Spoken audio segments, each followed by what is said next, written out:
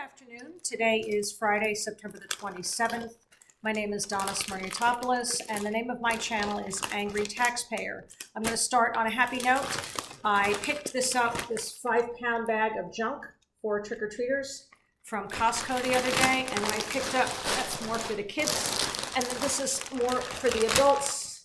All the good stuff in here, Snickers, Reese's, Twix, Milky Way, Baby Ruth, and I have several of these bags that you too can have one of these bags. Go to Lisa for Norwalk, and there's a list of places where she will be handing out these bags. They are really handy. I could fit 10 pounds of candy in here, and they hold up beautifully. This is also where I put my rotisserie chicken when I get a rotisserie chicken from Costco. So make sure to pick up one or more of those bags. I assure you will love them. Sorry about that awkward pause. Today I want to talk about the issues at the heart, burning in the hearts of Norwalk citizens: parking, traffic, and Mike Mushak. So yesterday, a friend of mine parked at Liberty Square, and by the time she got to the parking kiosk to purchase her parking, she had been given a ticket by Last Parking.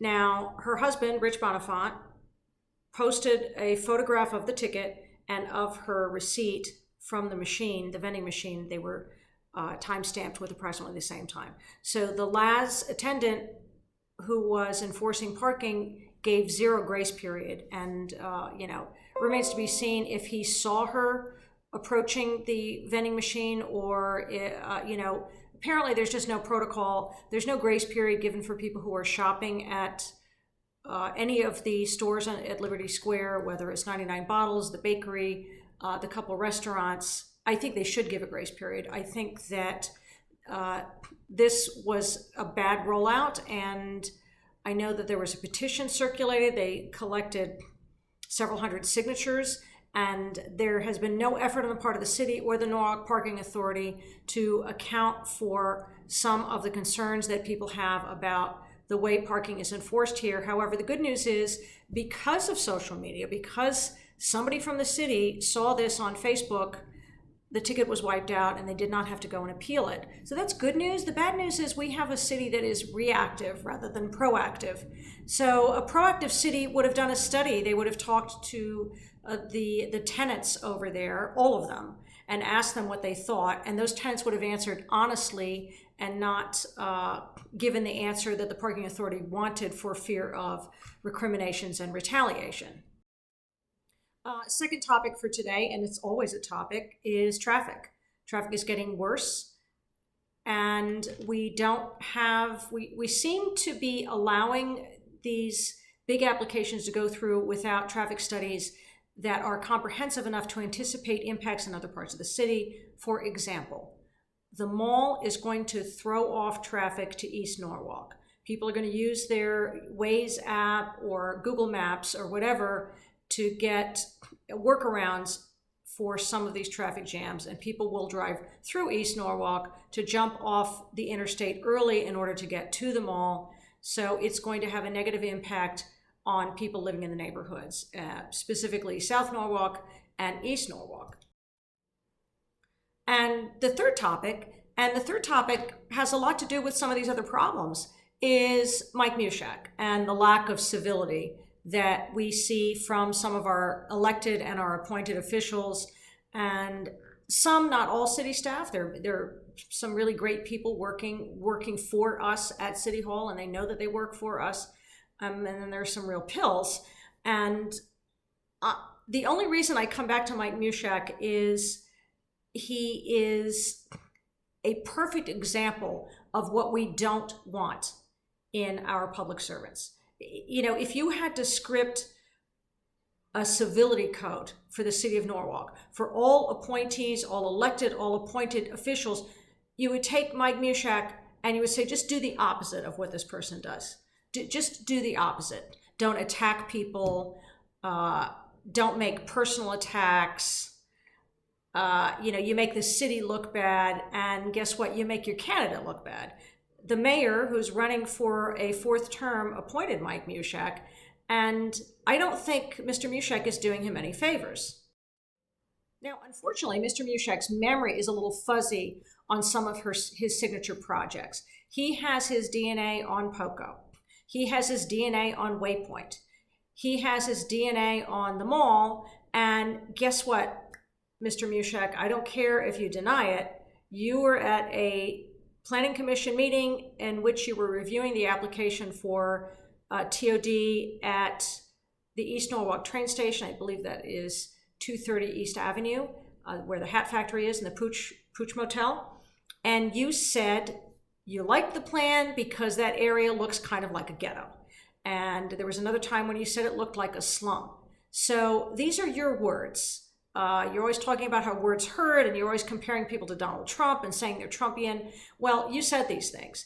And it should count for something, not just that you said East Norwalk looked like a slum or a ghetto, which is kind of bad, but that you seem to have made up your mind on the application before there was even a public hearing. And I think that's the worst element of some of these appointees, and Mike just happens to be the best example of the problem, which is very often you get into a room where Mike Mushak is a commissioner and he's expressing an opinion that reflects a mind already made up. It would not hurt anyone in this city for our elected officials, our common council, our mayor, our appointees to actually listen to us and then make up their minds. The impression that we have is the public hearing is just a nuisance, it's a pain in the neck. They'll pretend to listen to us, but they know exactly what they're going to say and they know exactly how they're going to vote. Apparently, another phenomenon happening on social media is when a citizen says, I don't like this project, or I'm worried about the impacts of this project, a city official, an elected one, may say, well, why don't you just move if you don't like it? I don't really know where this gets us. We do have a civility problem, and one of the starkest features of this problem is that it is not uncommon for public officials to assume that the civility burden falls to the people, that they don't have a burden. And what we often hear is, well, we're just volunteers.